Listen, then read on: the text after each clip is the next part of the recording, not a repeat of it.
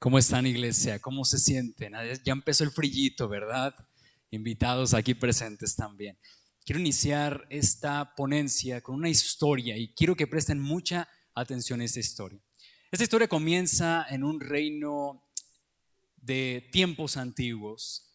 Allí había un rey joven, un rey sabio, pero muy importante, este rey era un rey justo. En aquel lugar había comenzado a haber varios robos al almacén real. O sea, se estaban robando naranjas, se estaban robando harinas, se estaban robando las cosas que había en el almacén real. Entonces el rey promulgó un edicto. Cualquiera que sea sorprendido robando los almacenes reales recibirá 40 latigazos en la plaza pública. No va a haber excepción, sin excepción, no importa quién sea, si sea un conocido, si sea un amigo o si sea alguien de la corte, no importa quién sea, quien esté robando será castigado con 40 latigazos. Pasaron los días y una mañana los guardias del palacio se acercaron con el rey, llegaron temblando delante del rey y le dijeron: rey, encontramos a la persona que estaba robándose la comida.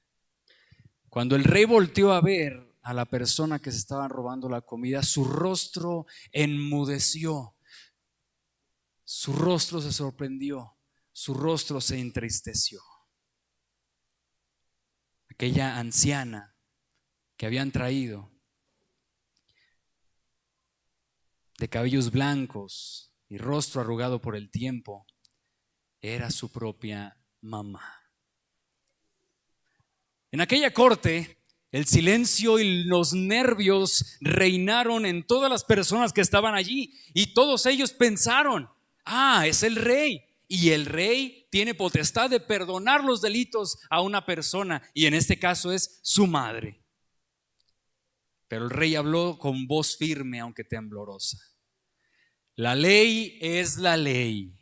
No puede haber justicia si se dobla según la persona. Preparad el poste en la plaza, que se cumpla entonces lo establecido. Aquel edicto del rey fue tan impresionante para el pueblo que rápidamente la noticia se esparció en todo el pueblo. Y todos empezaron a mencionar la situación que estaba pasando. Así que la plaza de la ciudad comenzó a abarrotarse de personas y de personas. Y llegaron personas para ver qué estaba sucediendo. Al mediodía, ataron a la frágil anciana al poste. Sus fuerzas apenas le permitieron sostenerse en pie. El verdugo levantó el látigo. Y listo para comenzar a latigar con 40 latigazos, en ese momento el rey apareció en la plaza. Vestido con su manto real, se acercó al lugar donde estaba la plaza, se quitó sus ropas y se puso en protección a su madre en el poste. Volteó con el verdugo y le dijo: la ley es la ley, comienza. Y el verdugo comenzó a latigar. 1, 2. La sangre salió de la espalda del rey. La piel se hinchó. Hasta que finalmente, después de desgarrarse la espalda el rey con aquellos 40 latigazos, la multitud contemplaba todo aquello en silencio y con lágrimas en los ojos, la escena hermosa pero dolorosa que jamás ellos habían visto en su vida. Cuando todo eso terminó, el rey ensangrentado y debilitado se apartó. Su madre en este caso estaba viva y estaba intacta. La ley se había cumplido al pie de la letra. El delito había recibido el castigo que se había prometido. Pero el amor había pagado el precio. Y así el reino aprendió aquel día que la verdadera justicia no anula la misericordia, sino que encuentra su expresión más alta cuando alguien inocente, lleno de amor, decide cargar sobre sí el castigo que otro merece. Mis amados hermanos, damas y caballeros que nos acompañan en este día, esta es una ilustración preciosa para recordarnos qué es precisamente lo que nuestro Señor Jesucristo ha hecho por nosotros. Y mis amados hermanos, damas y caballeros, como lo vamos a ver el día de hoy, lo que nuestro Señor Jesucristo hizo, lo que Él hizo por nosotros es en extremo y es en demasía amor real y puro. Y dice su palabra: porque de tal manera amó Dios al mundo que dio a su Hijo unigénito, para que todo aquel que en Él cree, eso es hoy, no mañana, todo aquel que en Él cree hoy no se pierda, mas tenga vida eterna. Les voy a pedir de favor, todos los que estamos aquí presentes, saquemos nuestras Biblias y vámonos todos juntos al precioso Evangelio de Juan, capítulo 1. Nos asombraremos todos juntos en los versículos 1 al 5 y posteriormente iremos al epítome, a la conclusión, a adorar a nuestro Dios en el versículo 14. Vaya ya a sus Biblias, ahí en el celular también estará en la pantalla. Vámonos todos juntos, capítulo 1, versículos del 1 al 5. Y mientras lo encuentran, damas y caballeros, hermanos en Cristo, yo entiendo que estas fechas para muchos son muy felices, para muchos son de gran gozo, porque están con familia, para muchos son de gran gozo porque están en los medios de los regalos, en medio de festividades, porque recuerdan el nacimiento de nuestro Señor Jesucristo. Pero para algunos otros, yo sé que estas fechas son diferentes. Yo sé que estas fechas para algunos de ustedes son complejas, porque habrá personas que no estarán sentadas en sus mesas, ya sea porque a lo largo del año hubo pleitos o enemistades o rechazos u otras cosas. Puede ser también que otras familias no tengan a su familia completa porque están lejos. Nosotros como familia, por ejemplo, mi hermano, mi hermana, la mamá de mi esposa están lejos. No podrán acompañarnos en esta Navidad y será una Navidad distinta. De igual manera, habrá otras personas que no estarán en la mesa porque fallecieron. Sea cual sea tu contexto,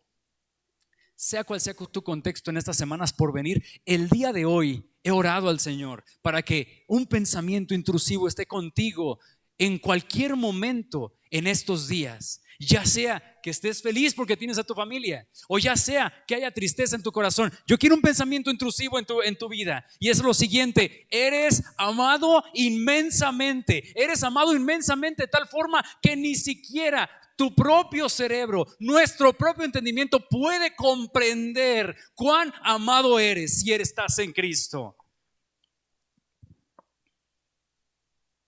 El día de hoy te presentaré razones, como dijo aquel ángel, por las cuales son noticias de gran gozo el que Cristo se haya encarnado, el que Dios se haya encarnado.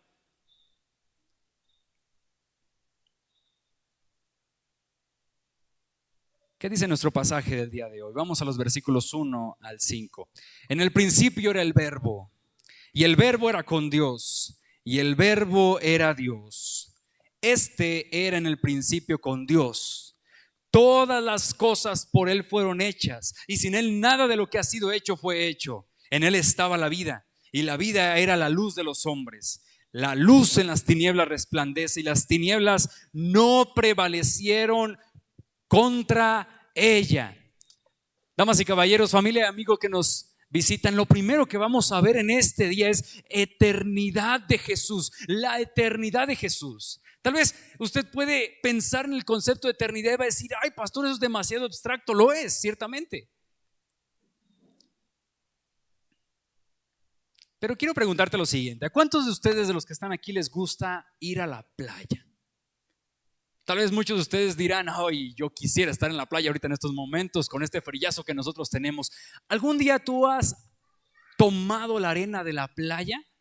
¿Cómo está esta arena? Al menos del 99% de la playa está muy delgadita, está muy finita.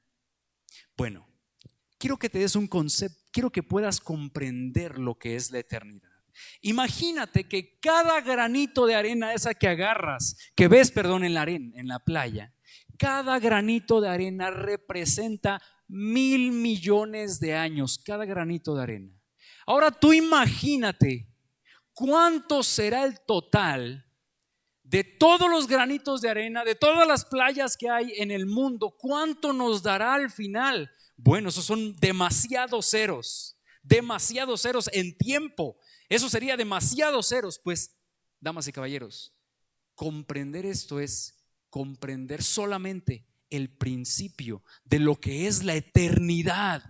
Eso es demasiado tiempo, es una magnitud que nuestras mentes no lo pueden comprender. Y fíjense lo que nos está diciendo la palabra de Dios en este día. En el principio era el verbo. Y comienza diciéndonos la palabra en el principio. Y la pregunta que nosotros tenemos que hacer es: ¿cuál principio? ¿A qué principio se está refiriendo la Biblia en este caso? Bueno, retrocediendo en el tiempo, aquí el principio se está refiriendo a la creación de los cielos y de la tierra. La Biblia afirma que hay un autor de los cielos y de la tierra. ¿Quién es el autor de los cielos y de la tierra? Dios. Lo que nosotros vemos inteligibilidad, o sea, vemos información, y donde hay información hay una mente inteligente. No podemos nosotros esperar que cuando lleguemos a nuestra casa y veamos una nota que dice 1 más 1 es igual a 2, no podríamos esperar que esta nota viene a través de miles de millones de años, a través y a lo largo del tiempo, y pensar que esa nota llegó ahí nada más de la nada. No, se requiere una mente inteligente para saber que hay precisamente una mente inteligente detrás de esa persona que nos dijo 1 más 1 es igual a 2. La palabra del Señor es clara diciéndonos que Dios creó los cielos y de la tierra y que hay inteligibilidad en ello. Pero vean lo que dice la palabra. En el principio era el verbo. La palabra que nos debe llamar la atención aquí es esta palabrita que en español dice era. La raíz de esta palabra es imi. Esto significa que cuando todo fue creado por el poder de Dios, el verbo es, el verbo existía, el verbo ya era. Y esto, mis amados hermanos, damas y caballeros, es un modo de existencia en la eternidad. Ay, pastor, no me revuelva con esto. Miren, hermanos, lo que les quiero decir es lo siguiente. Cuando nos está diciendo aquí el verbo era, está hablándonos de una esencia, está hablando de un ser que tiene la capacidad de vivir en la eternidad. El ser que tiene la capacidad de vivir en la eternidad no es nada más y nada menos que Dios. El ser que es un Dios eterno, el ser que es un ser eterno, el ser eterno es Dios. Y aquí la palabra del Señor nos dice: cuando fue el principio, el verbo ya era. Él ya existía, Él ya había estado en la eternidad. No hay ningún ser en ningún lugar que sea infinito. ¿Quién es el ser infinito? ¿Quién es el ser todopoderoso, hermanos? Dios. ¿Quién es el ser que está presente en cualquier época y en todo lugar? Dios. ¿Quién es el ser que tiene conocimiento ilimitado? Dios. Y de hecho, es lo que el pasaje nos dice después. Y el verbo era con Dios y el verbo era Dios. El asunto que tenemos ahora aquí es identificar quién es el verbo. Spoiler, te lo adelanto. El verbo es Jesús. A quien se está refiriendo aquí es la persona histórica de Jesús. Y la persona histórica de Jesús, nos dice Juan, es un ser eterno. Y el único que tiene la capacidad de eternidad es Dios, como lo acabo de decir.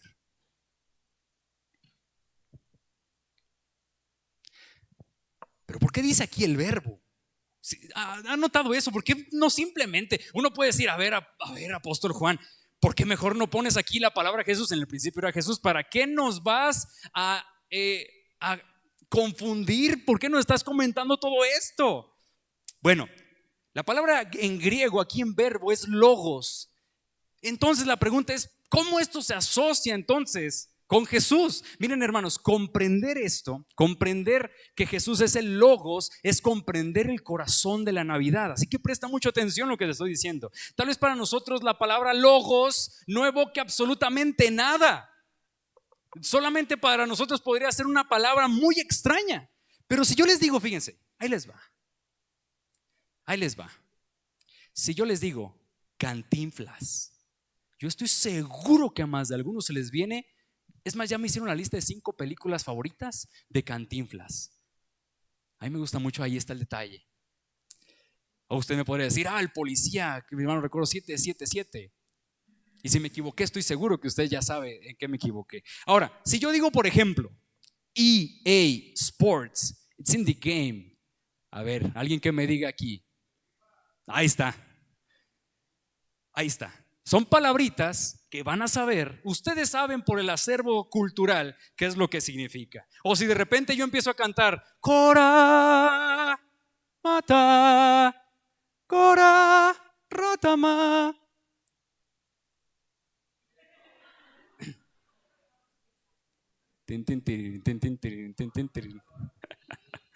Star Wars. Ahora, ¿por qué estoy mencionando estos ejemplos, hermanos? Porque para nosotros este tipo de palabras evoca algo. Hay un acervo cultural detrás. Para las personas que el apóstol Juan escribió, la palabra logos evocaba algo. Era un acervo sociocultural. La situación aquí, hermanos, es que el logos para la filosofía, el logos para los judíos era algo abstracto. Ellos, cuando los griegos veían el mundo, veían que había orden y sabían que detrás de ese orden había un logos, como una fuerza que lo mantenía en orden. Por una parte, no era algo personal, era simplemente como una fuerza que lo mantenía en orden. Por una parte, en este caso los griegos, era algo más abstracto. Por otra parte tenemos a los judíos. Los judíos sabían también acerca de logos, era como una mezcla lo que sabían los judíos. Los judíos, cuando veían el Antiguo Testamento, ellos veían ciertas palabras, por ejemplo, que Dios había creado por el poder de su palabra, por el poder de su logos. Entonces un judío cuando fue desarrollando esta palabra, el judío la desarrolló de tal forma que ellos veían a logos como una especie de mediación poderosa de Dios, pero también impersonal. Entonces llega Juan y nos escribe: en el principio era el logos, y el logos era con Dios, y el logos era Dios. Miren, hermanos, tal vez para usted no lo sienta tan fuerte, pero para las personas que recibieron la carta, el evangelio de Juan, fue una bomba atómica. Para los griegos, decir que el logos era un ser personal era algo que ellos no podían aceptar, porque para los griegos el cuerpo era malo en sí mismo, era imperfecto, no había perfección en el cuerpo y Dios no puede asumir algo imperfecto. Para los judíos, por otra parte, decir que el logos es Dios es precisamente hacer una analogía que simplemente no corresponde a lo que ellos veían en el Antiguo Testamento, de tal forma que el apóstol Juan lanza una bomba atómica en el centro, y el logos era Dios.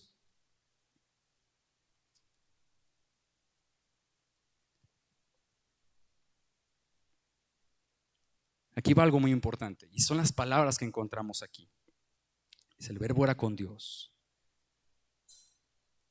La palabra que significa aquí con es cara a cara.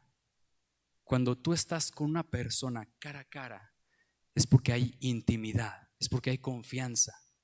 Si yo me pongo cara a cara con el Héctor o con alguien más, así va a ser como raro. Oye, me estás invadiendo, ¿no? Me estás invadiendo. Pero si yo me pongo cara a cara con mi esposa, estamos hablando de algo íntimo. Hay una intimidad personal. Somos juntos, podemos estar asociados. En el griego había varias palabras y la más íntima era precisamente cara a cara. Y dice aquí el apóstol Juan: el logos y Dios estaban cara a cara. Hay una intimidad cual nunca se ha visto jamás. Esto es importante que nosotros lo pensamos, mis hermanos. Los pensadores de algunas religiones en la actualidad, al ver este pasaje, tienen que mutilarlo o lanzarse un suicidio a la inspiración bíblica, a la teología y a la filosofía misma en la actualidad. ¿Por qué razón? Miren, primero, algunos argumentan que debería traducirse que Logos es como Dios. La situación, mis amados hermanos, damas y caballeros, aquí es que no hay ninguna palabra en el texto original que sea como. Hay palabras en el griego para eso, pero no hay eso en el texto. La segunda situación es que dicen que no hay un artículo definido, por lo tanto debería decir es un Dios. Pero esto trae más problemas que soluciones, trae más problemas, porque entonces Juan estaría diciendo que hay más de un Dios en el mismo sentido que el Dios vivo y verdadero. Y esos son problemas teológicos y filosóficos. Hermanos amados, el punto aquí es lo siguiente: la Biblia es clara y el testimonio de la iglesia también. El Logos es Dios, pero se distingue de Dios de acuerdo con el pasaje, o sea, una persona en la Santísima Trinidad. Mis amados hermanos, Juan nos lo comenta y Juan quiere que sepas esto. Juan quiere que sepas que la persona histórica que tú conoces como Jesús no es nadie más y nada menos que Dios, y que tú puedes saber cómo Dios viviría si estuviera aquí en la tierra cuando tú veas a Jesucristo. Si tú mismo te lo has preguntado, oye, ¿cómo es que Dios viviría si estuviera aquí en la tierra? Tienes que mirar entonces a Jesucristo. Estas palabras, mis hermanos, son el corazón primario de la Navidad. El infinito, el ser por quien todo el universo es sustentado, el ser por el cual el universo ha sido creado por medio de él, aquel ser que la materia no lo puede contener, que el espacio no lo puede contener y que el tiempo no lo puede contener, decidió en humildad, por amor, asumir carne y vivir como nosotros. Y esto es lo que dice la palabra. Vamos al versículo 2 al 5. Este era el principio con Dios. Todas las cosas por Él fueron hechas, y sin Él nada de lo que ha sido hecho fue hecho. En Él estaba la vida, y la vida era la luz de los hombres. La luz en las tinieblas resplandece, y las tinieblas no prevalecieron contra ella. Dice aquí que era el principio con Dios. Esto quiere decir que Jesús es eterno. Repita conmigo: eterno. Dice aquí la palabra que todo fue hecho por Él. Esto significa que Jesús es poderoso. Repita conmigo: poderoso. Poderoso, es infinito, hermanos. Es infinito en el mismo sentido de la naturaleza que Dios mismo lo es. Jesús es Dios, y esto lo reconoció el mismo Tomás cuando vio a Jesucristo resucitado y se avergonzó de su incredulidad. Se arrodilló allá en Juan 20:28. Se arrodilló y dijo: Jesús, Señor mío y Dios mío. Dice la palabra, en Él estaba la vida.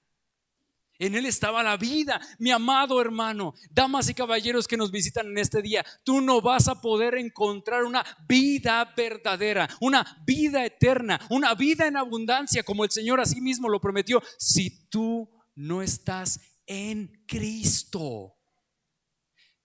Se te está llamando en la palabra de Dios a que tú estés en Cristo, a que tú vayas a Cristo, porque Él ya ha venido a ti. Él es la vida eterna. Él es la luz y las tinieblas no pueden contra Él, dice el Evangelio. Las tinieblas aquí se refiere a una vida en oscuridad, a una vida de malas decisiones, a una vida en tristeza. Y dice aquí la palabra de Dios que una vida sin Jesús es una vida en tinieblas. Vamos al versículo 14, que es el punto culminante de estos pasajes.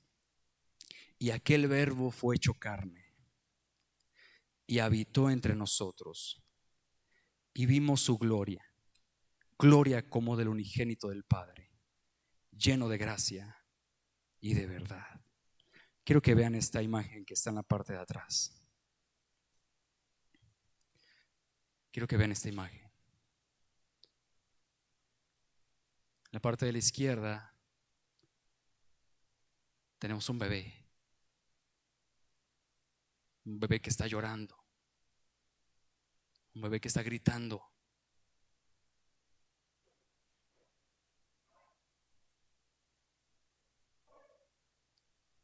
Y en la parte de la derecha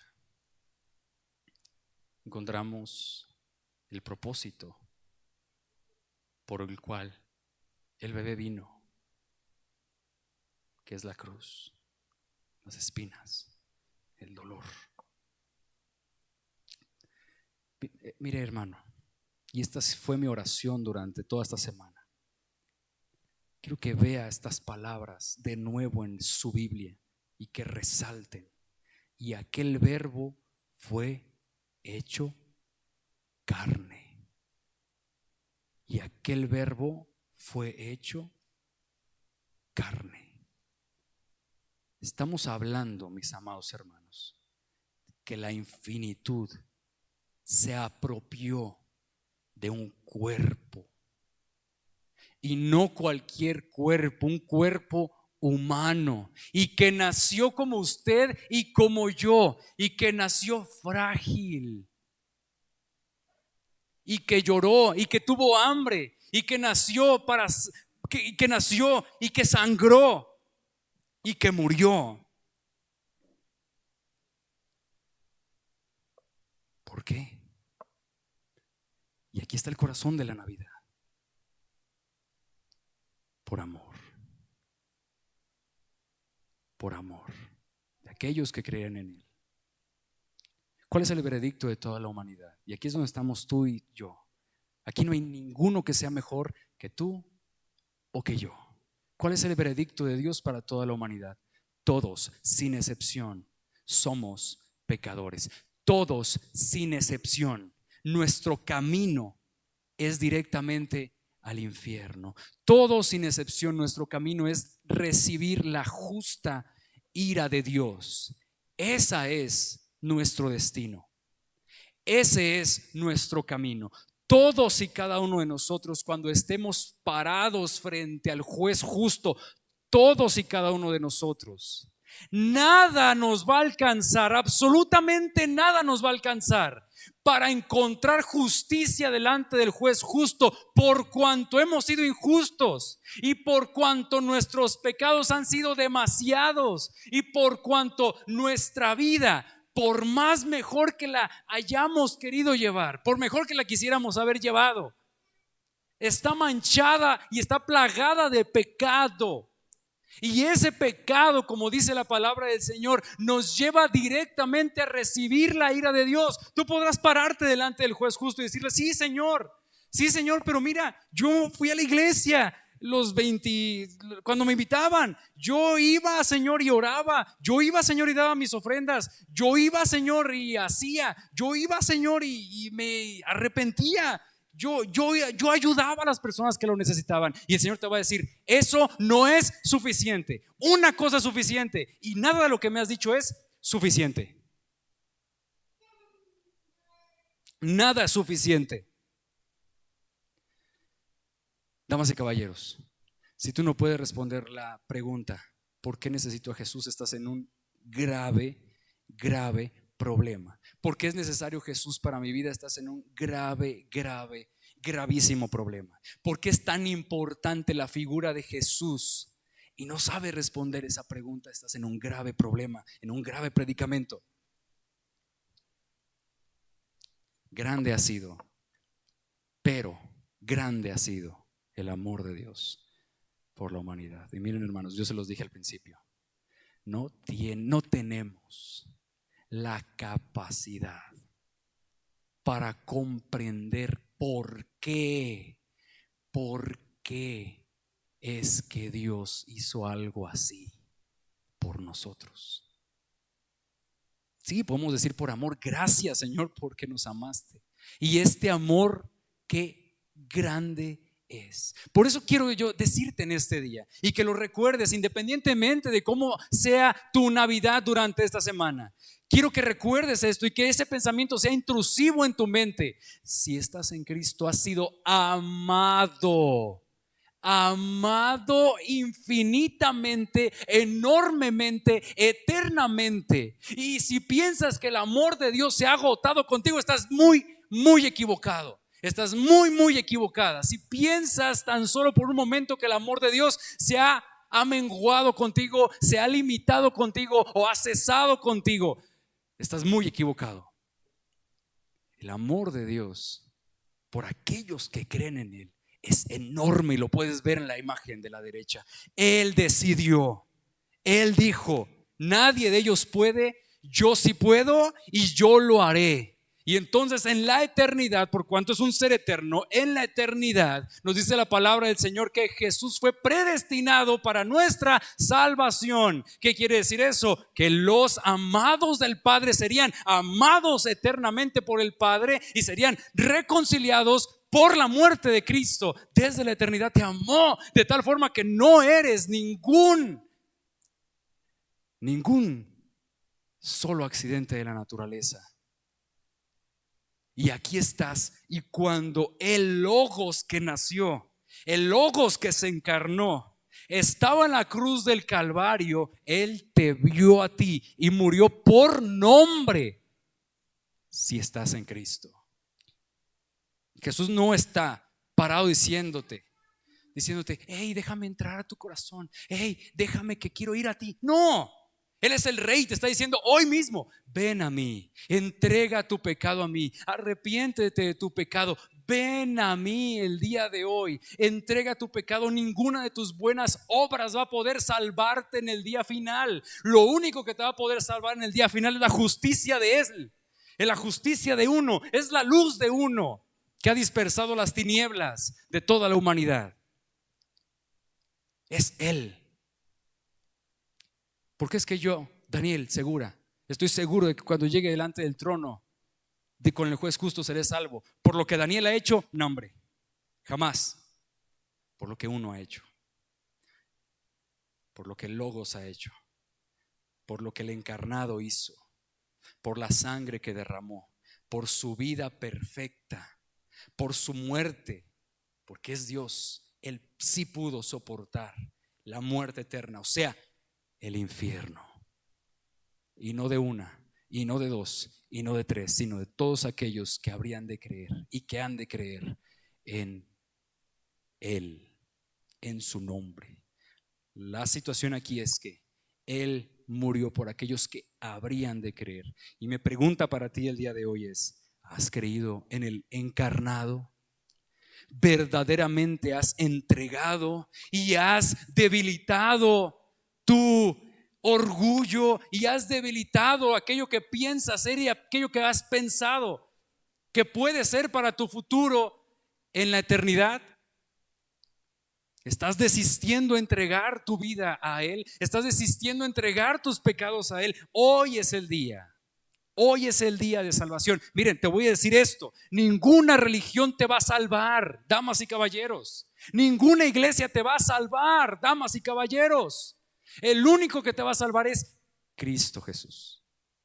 No porque nosotros seamos cristianos, no porque nosotros seamos protestantes, eso significa que todos y cada uno de nosotros seremos salvos en el día final. Eso no te salva. Lo que te salva es Cristo, aquel que entregó su vida por ti. Y si tú le perteneces a Cristo, entonces, damas y caballeros, Él te dirá en aquel momento: entra en mi gozo, bien, buen siervo y fiel. En lo poco has sido fiel, en lo mucho te pondré. Entra en el gozo de tu Señor. Ahora, hermanos, y esto es que ha sido mi oración, es que tú puedas comprender que no es cualquier cosa que Dios se haya encarnado. No es cualquier cosa. Durante la semana, hermanos, quiero decir lo siguiente: yo estaba meditando en eso, tenía mis lecturas durante la semana sobre el tema y me estremecía en mi interior, lloraba en mi interior, lloraba en lo físico. Me encontré varias veces suspirando de alegría Y le decía al Señor, gracias, Señor. En una de mis anotaciones puse en la parte de abajo, no tengo palabras por el asombro de que Dios haya venido en un bebé frágil y desarrollándose como cualquiera de nosotros se desarrolla. Gracias, Padre, gracias, Cristo. Dice el pasaje, y vimos su gloria, gloria como la del unigénito del Padre.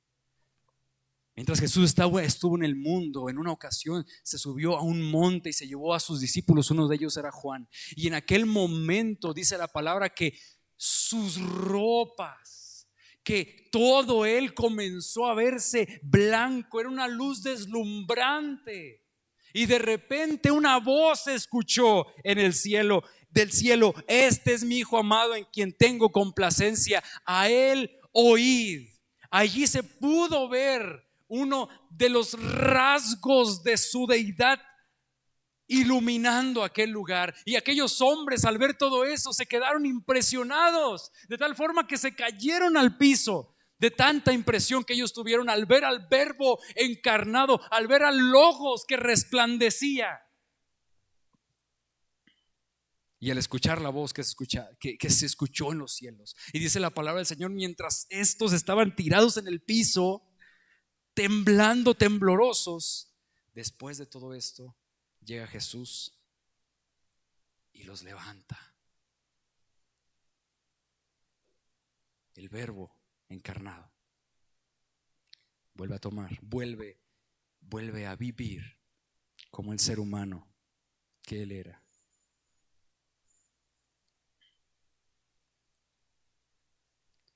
Navidad, mis amados hermanos, damas y caballeros, como nos dice la final porción del versículo 14, lleno de gracia y de verdad. La Navidad es el recordatorio de, y presta atención a estas palabras, es el recordatorio de humillación, es el recordatorio de sacrificio, es el recordatorio de entrega, es el recordatorio de misericordia, es el recordatorio de gracia. ¿Qué es esta palabra tan bonita? Gracia. Es un regalo a quien no lo merece. Es el recordatorio de perdón por amor. Es el recordatorio de una muerte que da vida, de una resurrección que da esperanza, de un nacimiento que tuvo como propósito morir. Así que te pregunto en este día, ¿quiénes seremos entonces nosotros si por amor no nos humillamos?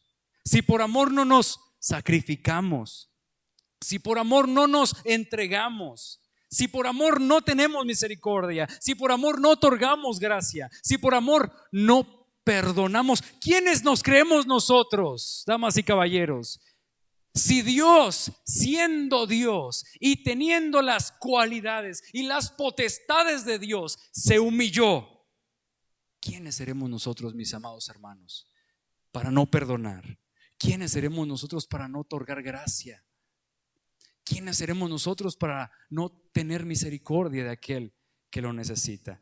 Este es el recordatorio de la Navidad, mis amados hermanos, damas y caballeros, de que hemos sido perdonados porque alguien sí se sacrificó. Y no fue cualquier persona, fue la persona de Logos. De tal forma que en esta Navidad quiero que recuerdes esto: eres amado infinitamente y no tienes la menor idea, y no la tendremos. Tendremos una eternidad para darnos una idea de cuán amado eres en Cristo. Y si en este día tú piensas que has sido rechazado, que has sido aventado a un lado, recuerda que el que te amó fue rechazado y fue hecho a un lado y comprende lo que sientes y sabe lo que es ser desplazado y sabe lo que es vivir en la pobreza, porque él nació en un pesebre, y sabe lo que es no tener un lugar en la mesa, porque para él no hubo lugar en el mesón. Él sabe. Y si estás en él, eres amado. Así que la invitación para ti hoy es: corre a él, corre a él. La religión cristiana no es una religión en donde tú tengas que ir a una montaña a encontrar a Dios y allá que tú medites en esa montaña para que encuentres a Dios. No, la religión cristiana es el Dios que estaba en la montaña, bajó y vivió como tú y como yo, para que tú vayas a Él. Y Él te está esperando y te está diciendo: ven a mí, vengan a mí, entrégame tus pecados, ven a mí, conozco tu dolor, ven a mí. Traiciona al mundo, traiciona las mentiras que crees. Ven a mí, ven a Cristo, ven a mí. En mí hay vida, en mí hay amor, en mí hay aprecio. Ven a mí. El amor que se encarna para recibir los latigazos eternos, ese es el amor que tuvo Cristo por nosotros. Vamos a orar. Cerramos nuestros ojos. Señor, te damos tantas gracias por tu palabra, porque estas palabras que nosotros el día de hoy leímos y por las cuales nos asombramos, mi Dios, son palabras mayúsculas, porque se nos dice que el ser que nació de María, la Virgen, la persona que estaba en ese niño, era la persona del Logos, y que la persona del Logos, el cual es eterno, asumió sobre sí humanidad, agregó algo a sí mismo. Y esto, Señor, demasiado amor podemos ver aquí, demasiada gracia, un amor imprudente, una gracia imprudente. Pero no había otra forma en la que nosotros pudiéramos ser salvos. Tenía que ser un hombre, verdaderamente hombre como nosotros, para representarnos delante del juez. Y tenía que ser Dios, porque nadie más puede soportar la ira justa por el pecado más que Dios. Nadie puede soportar la muerte eterna más que Dios. Y en este día, Señor, definitivamente es un día en donde estás llamando a los corazones para que se asombren del niño de Belén, para que nos asombremos todos juntos del niño de Belén, para recordar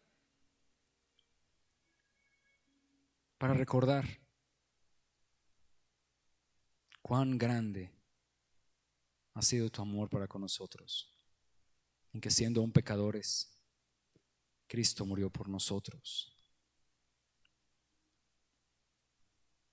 Señor, ayuda a nuestros corazones, mi Padre. Ayuda a que nuestros corazones se asombren por esto. Ayuda a que todo argumento que pueda levantarse contra Él pueda ser derribado por tu Santo Espíritu, y que puedan verlo en la Escritura, y que puedan asombrarse y que puedan creer que tú eres el Hijo de Dios, que tú eres el Hijo de hombre desde la eternidad, existiendo, pero encarnándose, y que volverás por nosotros. Señor, ven pronto, te esperamos. Ven pronto, Señor. En el nombre de Jesús oramos. Y en este día, mi Dios, si hay alguna persona a la que usted, mi Padre, está llamando a su corazón, a la que usted, mi Señor, está atrayendo hacia sí con lazos de amor, oro, mi Señor, por esa persona.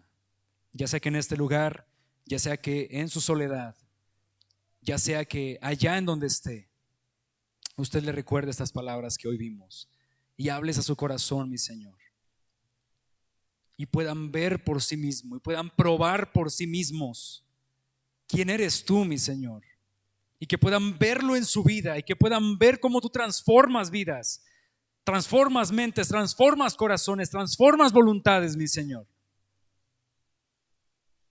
Oro, mi Padre, por aquellas personas que usted llamará hacia el arrepentimiento, por todas aquellas personas que llamará hacia sí mismo. En el nombre de Jesús, amén.